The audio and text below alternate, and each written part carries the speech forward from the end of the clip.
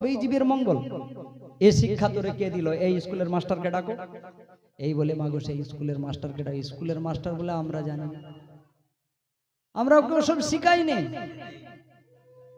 আমরা ওকে তোমাদের বাটপারি ছিনতাই কিভাবে কাটতে হবে, কিভাবে মারতে হবে, কিভাবে হানাহানি করতে হবে, এগুলি আমাদের যে রয়েছে সিলেবাসে সেইগুলো আমরা শিখিয়েছি। কিন্তু ও উল্টা শিখলো কি করে বলো?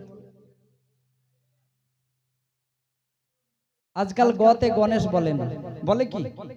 গতে যদি গণেশ বলে সেই স্কুল বন্ধ হয়ে যাবে। গতে কি বলতে হবে? গাধা। তাহলে ওই স্কুল ভালো চলবে। কেন না? গতে গাধা, কারোর কোনো ঝগড়া নেই। কিন্তু গতে গণেশ লিখে দিলেই কিন্তু মারপিট আর মিলে। এগুলি আমাদেরকে ভাবতে হবে, আমাদের সমাজে ছড়িয়ে যাচ্ছে পর।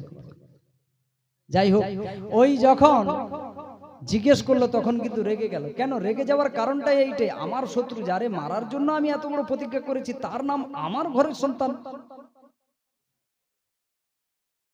বিভীষণ কার ঘরের সন্তান? আর প্রহ্লাদ কোন জায়গায়?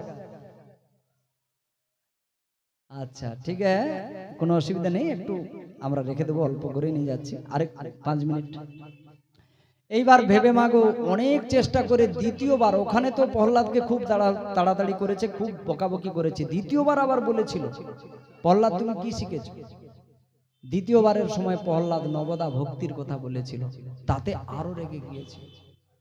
আর আরো রেগে যাওয়ার ফলে প্রহ্লাদকে নিয়ে গিয়ে কারাগারে বন্দি করলো, তাকে বিষ খাওয়ালো, তাকে আগুনে ফেললো, অনেক কিছু কর্ম করে পিতা হয়ে পুত্রকে হত্যার চেষ্টা করলো। কিন্তু সে কি মরল? কেন মরল না বলো তো? যার মুখে সর্বদা কৃষ্ণ নাম তার কখনো মৃত্যু হয় না। তার নাম ভক্তমাল গ্রন্থে উঠে যায়, তার কখনো মৃত্যু হয় না। তার নামের চরিত্র নিয়ে মানুষেরা কীর্তন করে যায়, তার কিন্তু মৃত্যু হয় না, শুধু খাসটার মৃত্যু হয়। এবার বুঝতে পারছেন, ভক্তের কোনো মৃত্যু নেই।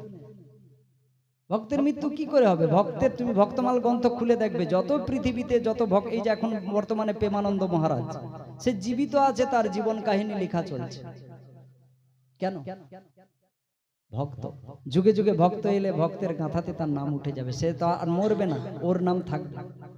কত শত ভক্ত নিয়ে ভক্তমাল গ্রন্থ রয়েছে। সে পশ্চিমবাংলায় হতে পারে, ইউপি, উত্তরপ্রদেশ, যেখানে হোক না কেন, সে কিন্তু দেহটা চেঞ্জ হবে কিন্তু তার মৃত্যু হয় না। আজ প্রহ্লাদের কি মৃত্যু হলো? সে হরিনাম করেছিল বলে। তাই আমাদেরকে হরিনাম করতে হবে। হরিনামেই সবকিছু রয়েছে।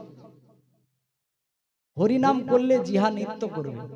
আপনার হরিনামের ভেতরে রেচক কুম্ভক পুরক